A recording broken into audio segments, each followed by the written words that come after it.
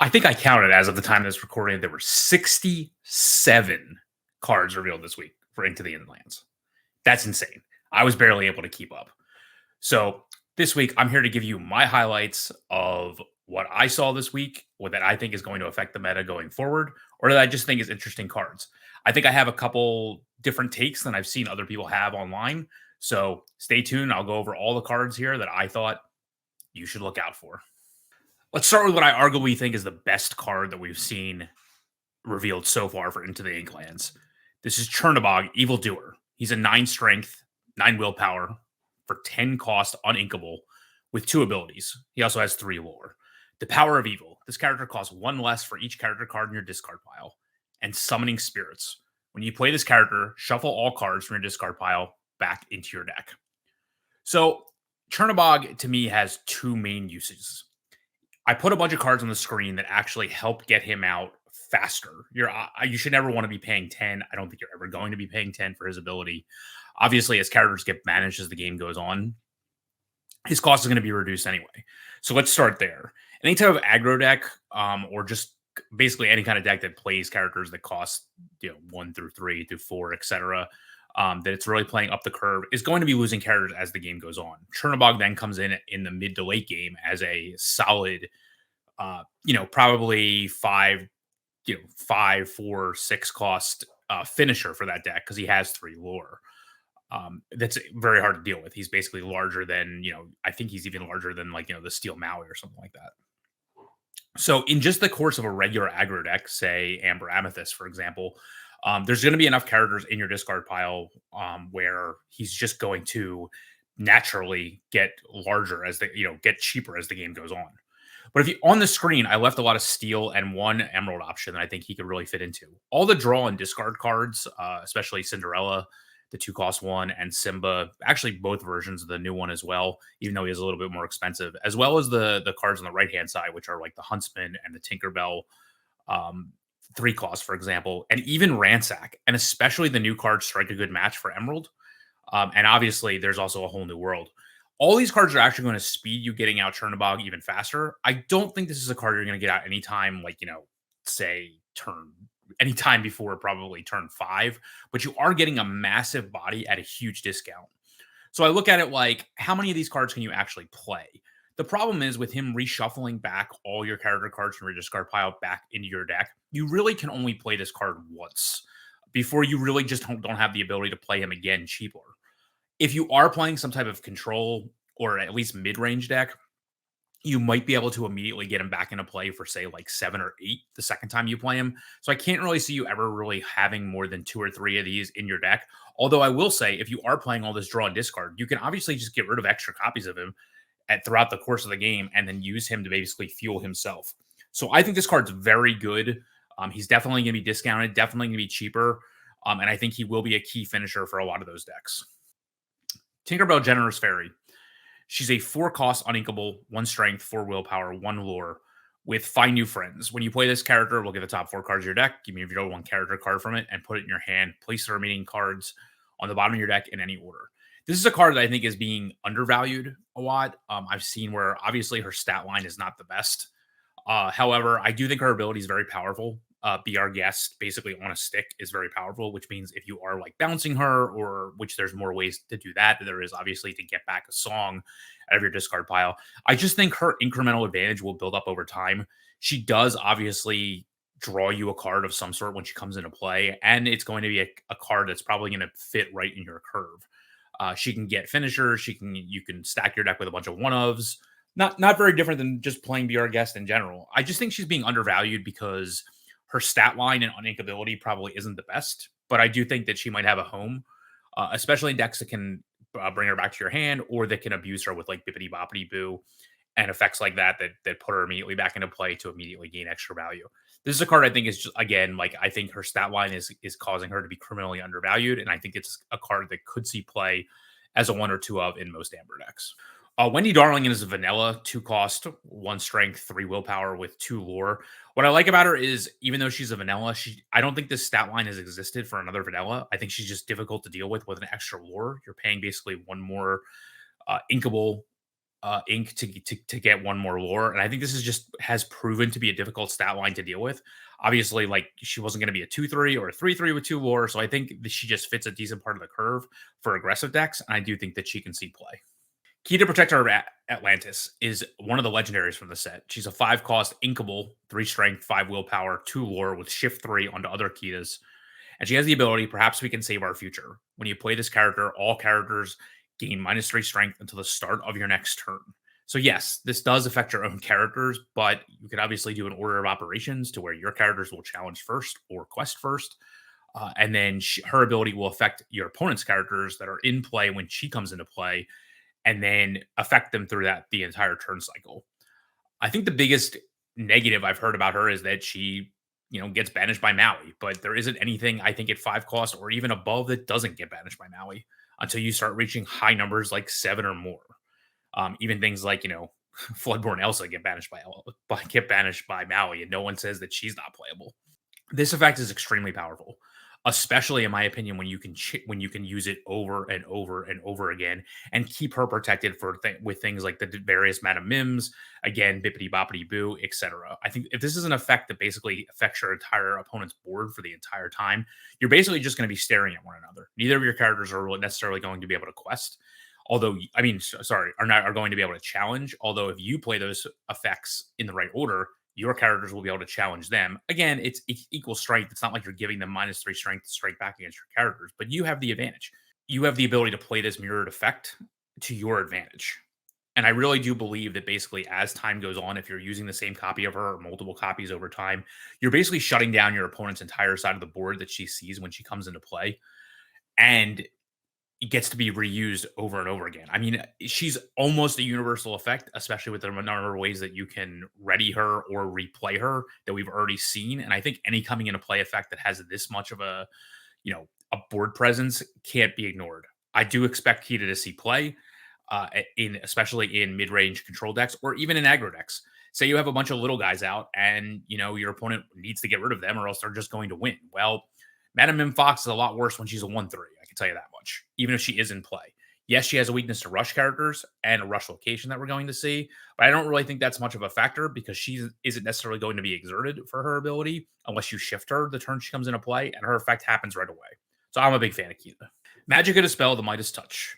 She's a 7 cost uninkable, 4 strength, 6 willpower, shift 5 with no built-in lore that has the ability All Mine. Whenever this character quests, gain lore equal to the cost of one of your items in play. I also put the little Magic of Dispel on there. There's also a 4-cost one, but I believe that most of the time she's going to shift over the 2-cost one that's inkable, not over her 4-cost self. So that's why I put her on there.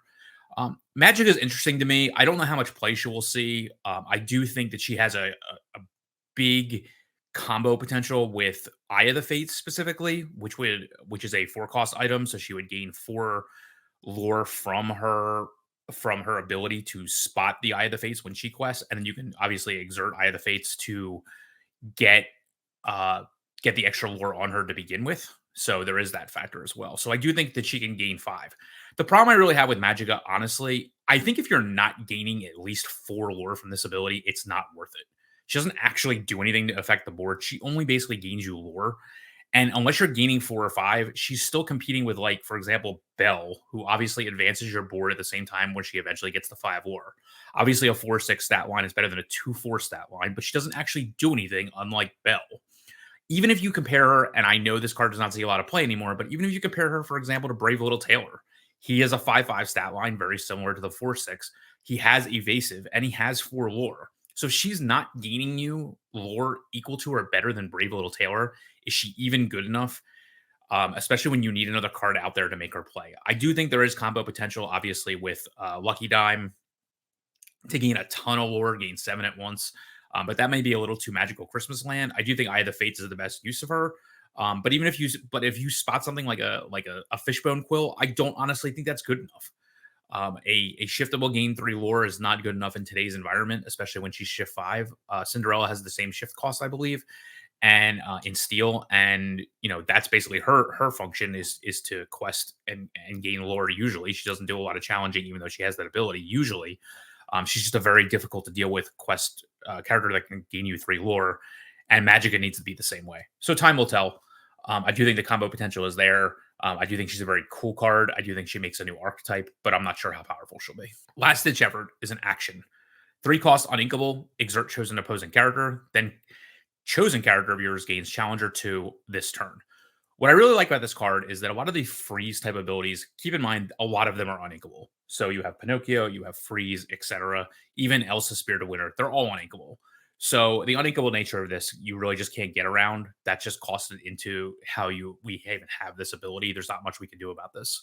But what I like about this card is it really honestly can be a 2-for-1. You are exerting something, so you can exert a smaller character on that part, and then give something else Challenger 2. The board needs to be very full for you actually to gain that 2-for-1. I think most people look at it like, oh, I'm just gonna exert the character that I'm also going to then eventually challenge and get Challenger +2. And sure, you can do that. It allows you obviously to, for example, exert their mini surfer, give your own mini surfer Challenger +2, and go into it that way. But realistically, I mean, all you're really doing there is preventing them from gaining 2 lore in the early game. A lot of Merlin Crab could do that as well.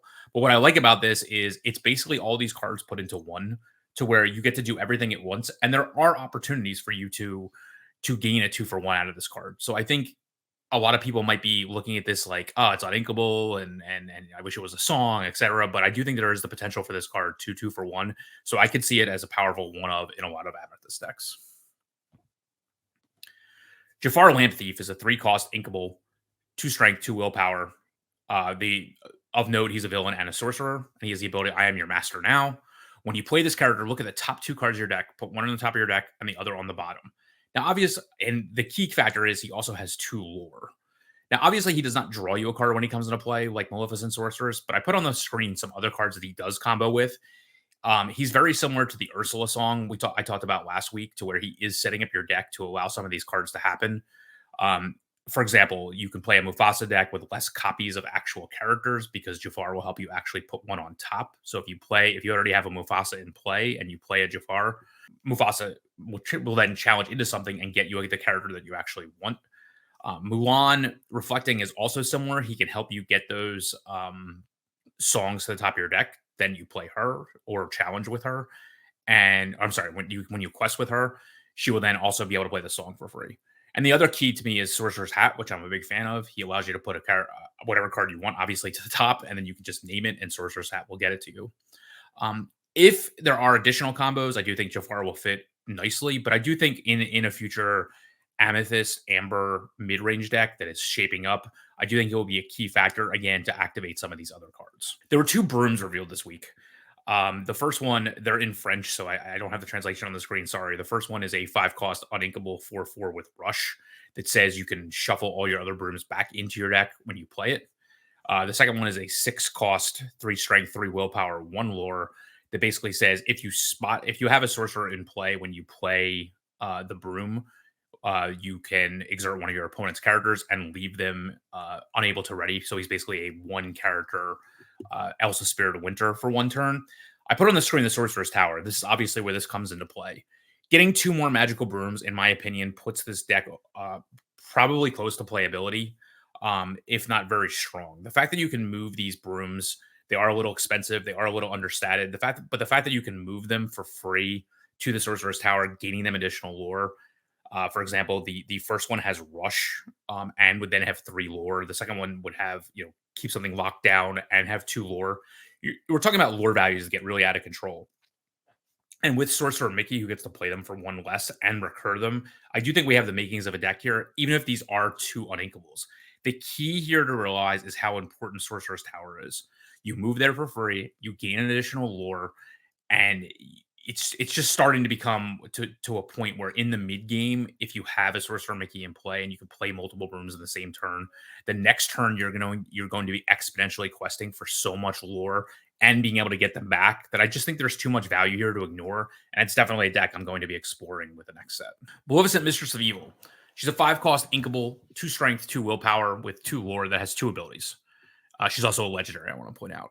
She has Dark Knowledge. Whenever this character quests, you may draw a card. And Divination. During your card, whenever you draw a card, you may move 1 damage counter from chosen character to chosen opposing character. Yes, I know she has a very small stat line, but I believe as long as she doesn't actually have to survive the entire turn cycle before she actually gets her ability. I feel like the first ability is just icing on the cake to where she draws a card when she quests because you're going to want to be questing with her. You might as well get some value out of it. She's very similar to the queen from the first set in that ability that you exerted to draw a card. She's essentially the same thing here. But it's really that second ability that I think is really powerful because you can actually sing songs like Friends on the Other Side or the Emerald song that we're going to talk about in a bit that draw you cards the same turn she comes into play. So she can technically use her ability immediately. So if you have other characters out there with damage on them, she can immediately start to move that damage to your opponent's characters. So as long as you're in, as there is challenging going on, she's going to have an ability right away where she spreads that damage probably onto unexerted characters on your opponent's side of the field. The key is you need to play some of these card draw after the fact, but I don't see that as that big of a deal. To me, she really comes down and immediately uses her ability. Yes, she has a small stat line. Yes, she's probably going to be taken out after one challenge, for example, draws you a card. But the card you draw at the start of the turn also counts for her ability as well. Like I said, those cards that you draw the turn she comes into play. So as long as you are basically forcing your opponent to challenge into your characters, you can easily finish them off with Melissa Mistress of Evil. And you're going to be playing those card drawing cards anyway, especially Friends on the Other Side, Rabbits, etc. So even though she costs 5, I don't necessarily think she's just going to come out to play on turn 5 unless you have those cards in hand and you have characters that have damage on them to be able to use them right away. I think Maleficent Mistress of Evil is extremely powerful for what she does, basically from a healing and dealing perspective. I wouldn't necessarily look at like playing her right away and just having her stay out there exposed to removal. But I do think as long as you can play those songs on the same turn she's played, has a powerful effect on the board. What do you guys think so far? I've only gone over 2 colors. I have 4 more to go. So please keep that in mind. If you are liking this type of content, please smash that like button. If you're not already subscribed to us, I want to see the additional Into the Inklands reviews. Please hit that subscribe button. Within 2 weeks, these are going to be out, and we're going to be doing a ton of Into the Inklands coverage on this channel. We have a full slate, full schedule, everything going on. I like to review these cards as they go on to get people excited and thinking about them, but we're definitely going to have additional reviews of to where all these cards fit in. So definitely stick by and hit that like button and leave a comment how you think so far. We've only seen 2 colors so far. What do you think so far? What cards am I wrong with? What cards am I right with? Just let me know in the comments below. Strike a good match. This is the card I've mentioned multiple times. This is a 2-cost inkable song in Emerald that says, draw 2 cards, then choose and discard a card. Very subtle, very simple, very powerful. This is probably the best card draw that Emerald's gotten to date and definitely helps out additional colors as well. We saw it with the Maleficent. We saw it with Chernabog. Like this card just turns on so many other cards from both a draw perspective and the discard perspective. It's just too powerful to ignore. I'm really excited for this being a common, being a song. It's definitely going to see play. Definitely helps you smooth out your deck, get to what you want to get to. It's very good in any Emerald deck that I can think of. Emerald is typically thought of as a support color, similar to Amethyst, and I think this is probably its best support card that I've seen to date. Kit Cloudkicker Tough Guy. He's a 3-cost inkable, 2 strength, 2 willpower, 1 lore, who has the ability Sky Surfing. When you play this character, you may return chosen opposing character with 2 strength or less to their player's hand. One thing I want to point out is Kit is one of the promo cards. I don't know if we've seen any others to this point. If I didn't mention it, sorry. It's going to come in the OP kit during league play, so keep that in mind. Kit Cloudkicker is a very powerful card. Anytime you can bounce one of your opponent's characters or one of your own, it's very powerful. I do think the 2 strike is kind of limiting in terms of what he can actually bounce. I wish he could do 3 or less. That way you could actually get rid of stakes. But if you are on the play and your opponent has not played, for example, a Madam Mim Fox, and they have targets out there, he's going to remove that, setting them way back. So I do think he's going to see a decent amount of play in terms of that. He's just a huge tempo shift. I can't imagine he doesn't see play because of that and the fact that he is inkable. So I do think this is a very powerful card, especially in aggressive decks. He can set back your opponent's ability to deal with your characters, force them to have rush characters. But the real key here, like I said, is if your opponent doesn't have the perfect curve of like 1 drop into Madam Mim Snake into Madam Mim Fox, then if that middle step is missed where Madam Mim Snake isn't in play, and you can get rid of the 1 drop so the Fox can't come into play, I think that's going to be a huge factor. He also helps get rid of things like Small Stitch, so Stitch Rockstar can't shift onto him. I think probably if you're on either turn you would play him on turn 3, whether you're on the draw or whether you're on the play, he can get rid of that. And there are other shiftable targets that we're going to talk about that he can help get rid of and slow the game down. So I do think he's a very good card. Have Touched My Heart. I believe that's the name of this card. It was revealed in French. It's a 2-cost inkable song that says banish target item. This is very powerful. You have item removal now outside of steel that's singable. It's and inkable. So I think this is very powerful, even if it has a subtle effect. I just think this will be like a guaranteed like 2 of in most Emerald decks because of all those factors. Helga Sinclair, Femme Fatales. These were revealed early in the week. The first one is a 5-cost uninkable shift 3 for strength for willpower to lore that says this changes everything. Whenever this character quests, you may deal 3 damage to chosen damaged character. And our smaller version, we have seen one in steel as well, but I put the emerald one on the screen because I feel like that's the one that she's going to shift onto more often.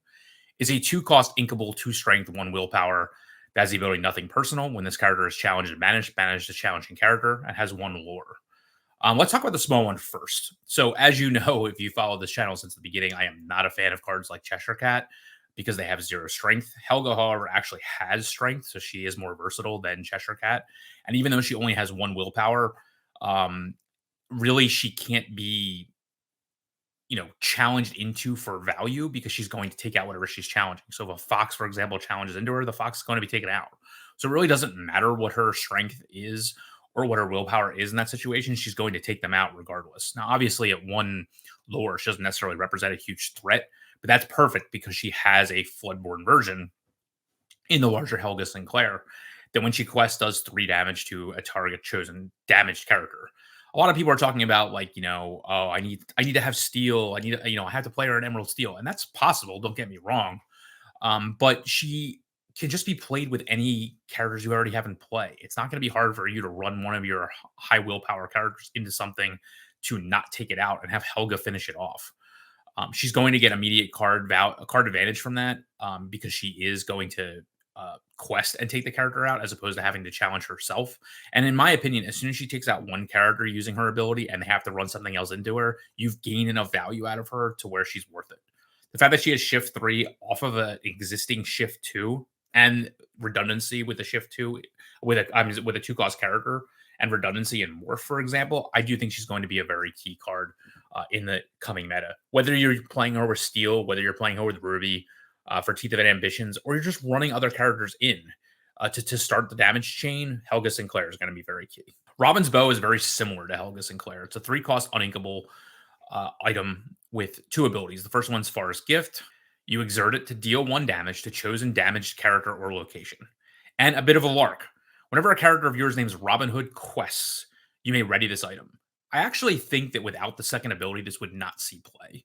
The effect is just not powerful enough to justify it being a 3-cost uninkable. Although you can look at it like essentially give one of your characters +1 strength until end of turn, and you can put that wherever you want with a little bit more flexibility. But the key is if one of your Robin Hood quests, it gets to ready and use it again. So I do think if you are playing a Robin Hood deck, which I do like the fact that there is a lot of Robin Hood synergy in this set, this could see additional play. I don't know whether its uninkable nature is going to keep it down, but I wouldn't keep this away. And because a lot of the Robin Hoods are, at least the new ones anyway, are in steel, you're definitely going to have damaged characters on your opponent's side of the board before they're able to challenge or quest. So I do think Robin's Bow could be a very key way of actually dealing with characters before they're taken out, just by playing cards that you're going to be playing anyway in steel. Our first Ruby card is the Jolly Roger.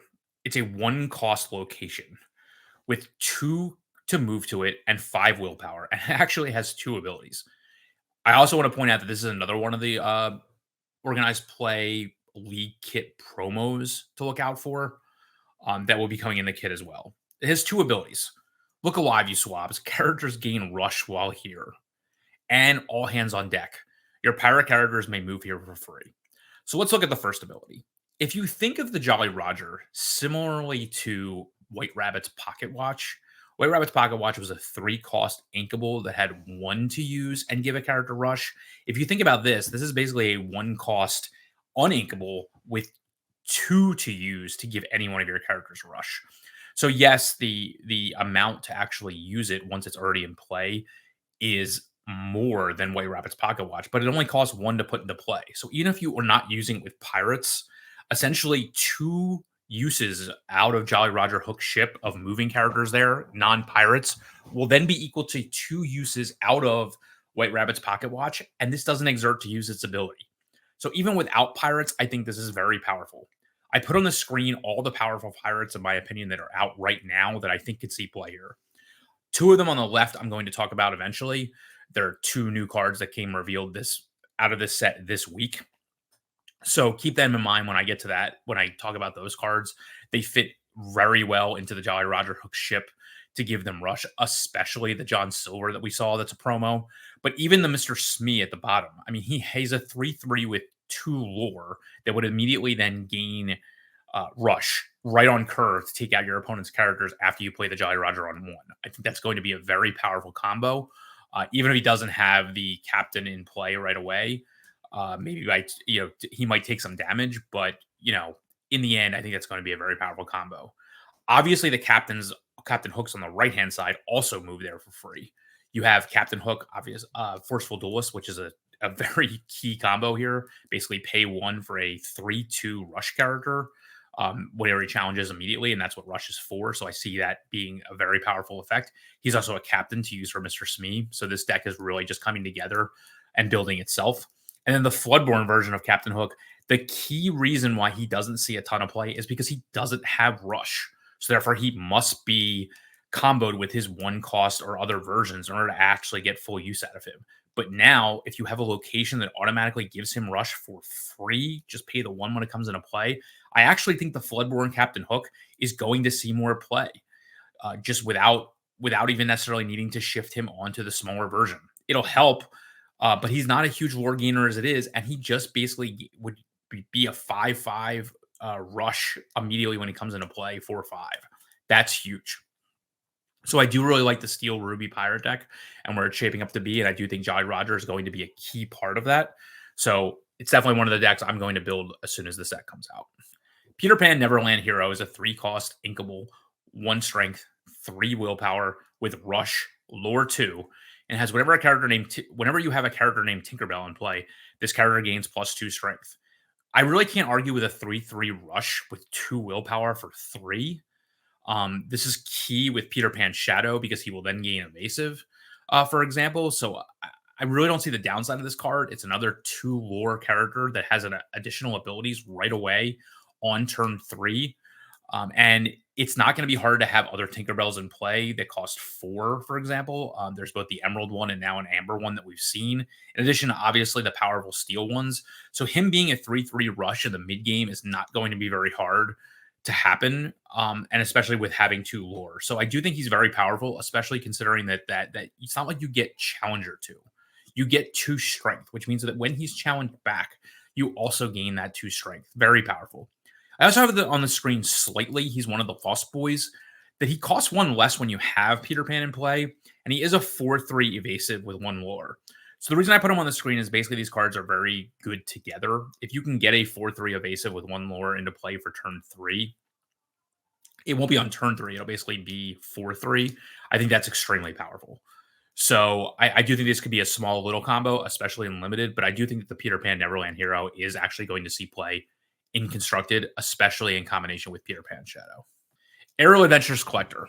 She's a 3-cost inkable, 2 strength, 3 willpower, 1 lore with 2 abilities. She has evasive to start with, and she has inspiring voice. Whenever you play a song, chosen character of yours gains evasive until the start of your next turn. This is huge. This is You Can Fly, the song from Rise of the Floodborn, on a stick. Whenever you play any song, she copies the ability of You Can Fly, in addition, obviously, to the song's abilities. This to me is not necessarily a card you want to play on turn 3. It's a card you probably want to play a little bit later when you can sing at the same time and keep a key character of yours protected. This is why I think she's going to be very good in aggressive decks because she can give a high lore character evasive until the start of your next turn, which is a way that I've actually won plenty of games during this current metagame is by using You Can Fly to make something unable to be challenged. She obviously can use it to give your characters evasive and have them challenge into opposing evasive characters as well. I just think she's too flexible when you play songs that you're already going to play anyway, like Teeth and Ambitions or various Steel songs or various even Amber songs. Imagine playing something like, Be Our Guest and then being able to challenge where you want and protecting your characters. It's just a lot of value that you get out of a character. I know she has a lot of competition at the 3-drop slot, especially from an evasive nature, but the ability to protect your characters means that she has play throughout the course of the game, whether it's in the early game or in the late game. I think Ariel is a perfect character, and I'm very excited to get her into play. Our first Sapphire card is How Far I'll Go. It's a 4-cost song that says, look at the top 2 cards of your deck, put one in your hand and the other in your inkwell face down and exerted. And this is another one of those promo cards that's going to come in the organized play kit. This gains you a ton of advantage for a very cheap cost. The fact that it can be sung is huge. I understand it's uninkable, so there is a deck building cost, but you can really get this out as quickly as turn 2 with things like the Shift Queen, for example. I do think that a lot of time this is going to see come out on turn 3 with various singers, or just various shift characters. But this gains you both an ink and draws you a card. So it immediately replaces itself and gains you an ink. I think Sapphire really needed this card because a lot of times ramp decks just run out of threats once their early ones are dealt with. So this basically gets you to ramp and get your threats in the hand at the same time. This is a very powerful effect. I love the fact that it's a song, and I do think it's going to be very key in Sapphire's arsenal. Scrooge McDuck Uncle Moneybags. This is actually the promo card that's going to be given out at various events. This does not mean it's going to be like any kind of prize for attending tournaments or anything like that. But if Ravensburger is at any official events, like the way they were at PAX Unplugged, the way they were at Gen Con, etc., this will be the promo card that's going to be given out at all events that they're going to be at during the Into the Inklands, during the time of Into the Inkland, so before the next set comes out. Last set, we had 3 promo cards. Now we only have 1 to make the logistics easier. So this will be the promo card you're going to see out there. You're going to see it out there a bunch. Although we never know how many shows they're actually going to show up to. We know there's one tournament coming up, I believe, in France, which is going to be given out for the first time. But past that, we don't know of any other events that they're going to attend. So keep an eye on our channel. We'll definitely mention whenever they say they're going to be an event, because I do think these Scrooge McDuck promo cards are going to be a key reason that you're going to want to attend those events. And if they are giving them out, for example, as they have in the past, where you spend $25 and you get a Scrooge McDuck promo card for every $25 you spend at a time, or when you wait in line and get an event, I think it's going to be a key factor for why you should want to attend any Ravensburger sponsored event. So let's talk about the card. Scrooge McDuck is a 2-cost inkable, 1 strength, 3 willpower, with 1 lore, with the ability Treasure Finder. Whenever this character requests, you may pay 1 less for the next item you play this turn. This is very similar to the hat that we saw in the last preview, where you exerted it to pay 1. This is exactly what happened with Amber cards. You had Lantern first, and then you had Doc. And Doc really, in my opinion, kind of came out of nowhere out of last set's reveals. We weren't expecting him to see a ton of play, but he has proven to be a key factor for that. Scrooge McDuck costs 1 less than Doc. He obviously has 1 less strength than him, and he obviously makes a different type of card cheaper. But I do think this can be a key card because of his cost and abilities. I would never count out any card that allows you to quest to play things cheaper. So I do expect that this will probably see play in any type of item deck. I think that's 2 more colors down. There's 2 more to go. We still have plenty of exciting reveals to go. A couple things I did want to point out. If you follow us on Facebook, we make sure that we put all the reveals on our Facebook and then share them to other various Facebook groups. So make sure you're following us on Facebook. I will say that a lot of these were spoiled both at a roundtable that Ravensburger hosted on their own Discord last Friday, and various content creators also had them out there. If you go to our Facebook page, you will find where all the credits to all the reveals were. So if you want to watch other people's takes on them during their reveals, please go to our Facebook page. Check it out. There would be too many links if I was to put each one of them there or to mention each one of them. And a lot of them are in different languages and things like that. That's the ones I have on the screen. So please go to our Facebook page. You'll find them all there if you want to check out where the actual reveals came from. John Silver, Greedy Treasure Seeker. I mentioned him already during when I talked about Captain Hook's ship, but let's talk about him by himself. He's a 3-cost inkable, 3 strength, 3 willpower, with 5 different keywords: Dreamborn, Villain, Alien, Pirate, Captain. Some of those are way more important now than they were in the past. And he has the ability Chart Your Own Course. For each location you have in play, this character gains Resist 1 and 1 lore. This is the payoff for locations we've finally gotten. he doesn't even need to be at a location to gain his ability. Those locations simply need to be in play. So if you have that pirate ship in play, he's already at 3 strength, 3 willpower, 2 lore, can move there for free, have resist 1, and you're off to the races with Rush with resist 1. John Silver is extremely powerful and a big payoff for location decks because you can play him down either with a location already in play, and then he'll have resist 1, which will be key at surviving various out of hand removal that your opponent may be using on him right away. Or you can play a bunch of locations the next turn and gain that payoff right away. Will he get up to 3 lore? Will he get up and resist 3, and resist 2 at that point? Will he get up to 4 lore and resist 3? I don't think these things are out of the question. I think he can gain a huge amount of resist. I think he can gain a huge amount of lore without really paying off that much. A lot of the locations you want to play with him already have abilities. So I do think he's going to be very key in the location deck. He's very good with like map of treasure planet to play them cheaper, to move there cheaper, etc. But again, he does not have to move to the locations to use his ability. Those locations simply need to be in play. John Silver is going to be huge in the next metagame if locations are good. But even if they just make a splash in your deck and you just play them here and there, like that pirate ship or other ones, for example, if you just have one location in play and he's a 3 strength, 3 willpower, 2 lore, resist 1 character, he's still well worth it. Simba Fighting Prince is a 7 cost inkable, 5 strength, 7 willpower with 2 abilities: submit or fight. Well, and 1 ability with 2 options. When you play this character, or whenever he banishes another character in a challenge during your turn, choose 1. Draw 2 cards, then choose and discard 2 cards, or deal 2 damage to chosen character. I think the first ability to draw 2 and discard 2 obviously sets you up for other cards. I mentioned about Chernobog in the past. I think he's going to be very good at getting, play him and Chernobog maybe in the same turn in the later game to help just push that out. He might actually literally get you to 10 characters in your discard pile, so you can play him for free in the same turn. But obviously, deal 2 damage to chosen character, not like chosen damage character, just chosen damage, just chosen character that you want, is going to be key as well. Is he a bit expensive? Probably, but you are gaining an immediate advantage with a come into play ability and when you have a banish ability. So I do think he's going to be, he could be a decent finisher compared to like other decent finishers that Steel and Amber and various other colors have. Time will tell, but I do think the fact that he has a come into play ability could make him see play. Mr. Smee, Clumsy Sailor, is another card I've mentioned in the past, especially when dealing with Pirate Ship.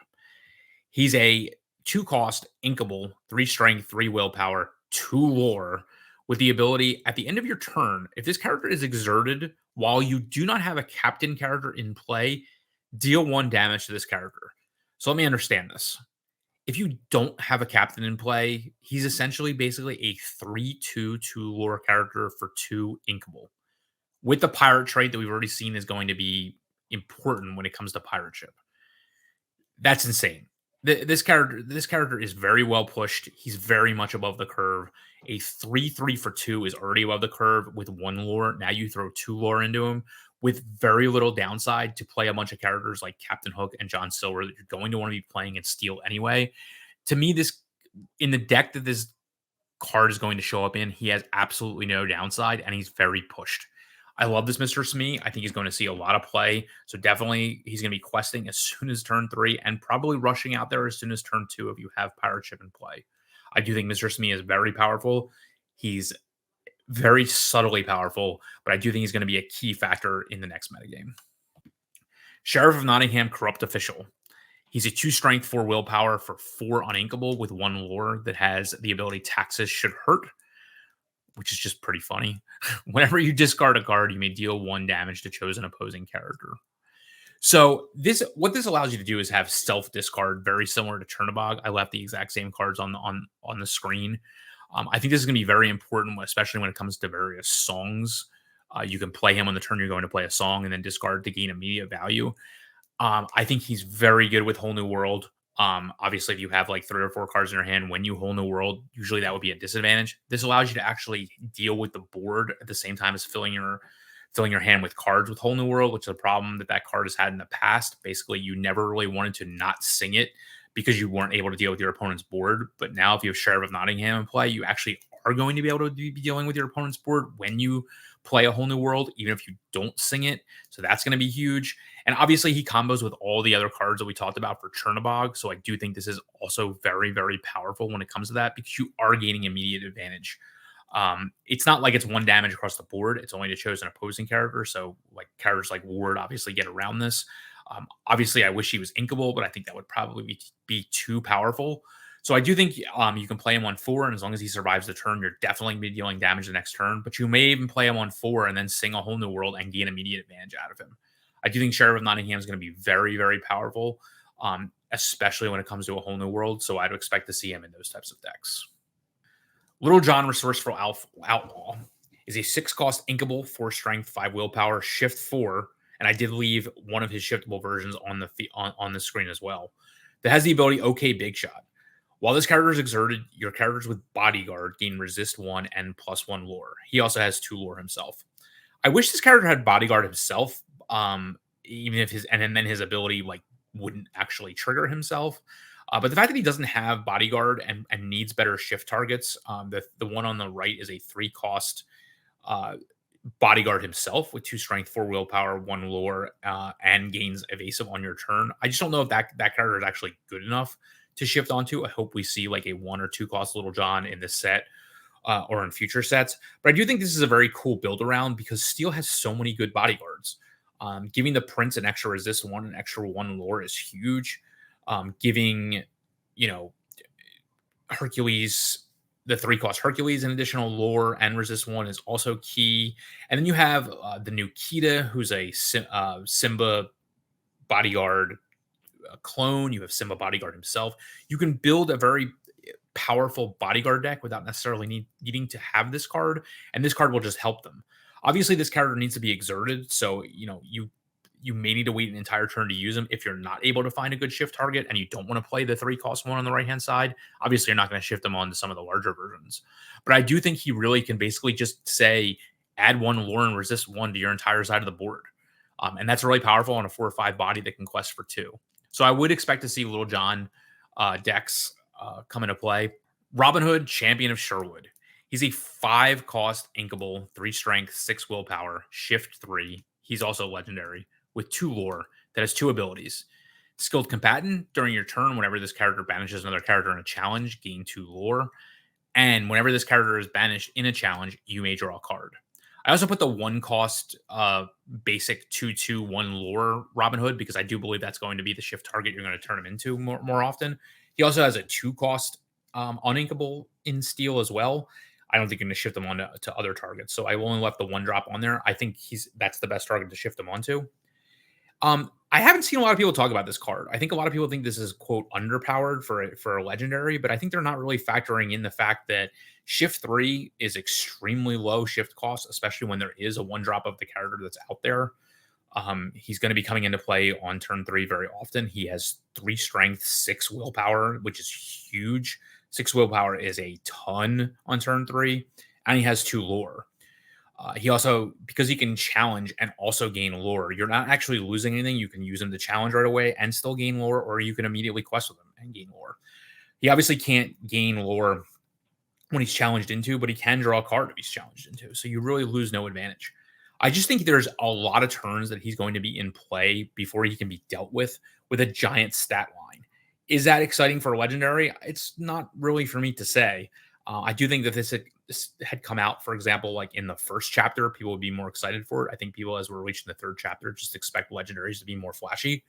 I think this is not exactly the most flashy card, but I think it's a very powerful card because it has huge stats at very low cost. Mickey Mouse Trumpeter is the complete opposite. This is the splashiest card you could possibly find.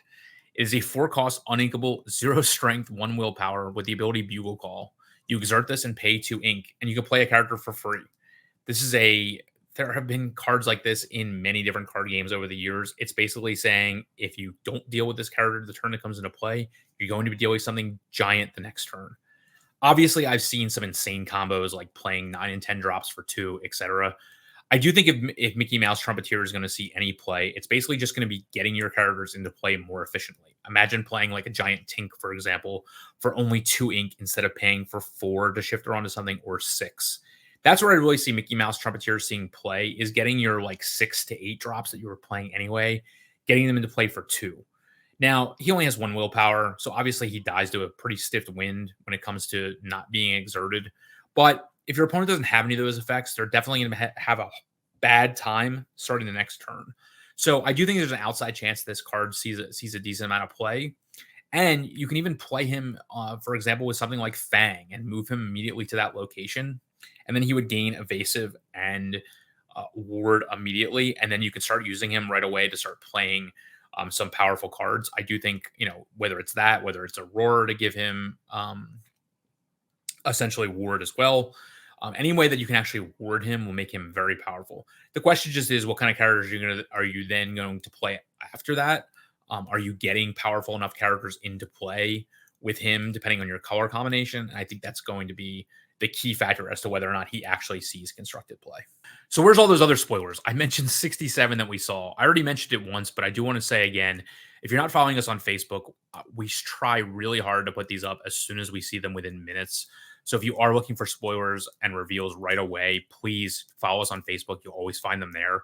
I also put a link down below to the Lorcana.gg, which is a website that is also collecting all these reveals as well. I also am a writer for this site. So if you're looking for my insight into whether it's deck building, whether it's finance of Lorcana, or just these type of reviews in written form, I have them there as well. So if you want to see all of these reveals in one place, check out Lorcana.gg down below as well.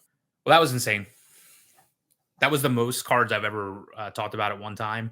I know it's a very long video. I really appreciate you if you're still around. Definitely hit that like button. Let me know in the comments below what you thought. It's a ton of cards, I know. I think we've seen enough of the set at this point to really start to make real evaluations as to where things lie. I do think the set this week has really shaped up. I am very excited for the cards that came out this week. I do think we've seen a lot of powerhouses that are really going to affect the metagame this week. So this is really, really fun for me to break these cards down and really pick out the highlights this week. And there was a ton of them. And I think at the time of recording, there's probably like 65 cards left to go. So next week's video will probably be the last one before we can really dive in and see where the set lies. So if you haven't already, please hit that like button. Please like us on Facebook. Follow the Facebook page for additional reveals this week. Check out Lorcana.gg if you want to see all the reveals that I didn't talk about. And we'll see you next week. Hit that like and subscribe button. Appreciate you.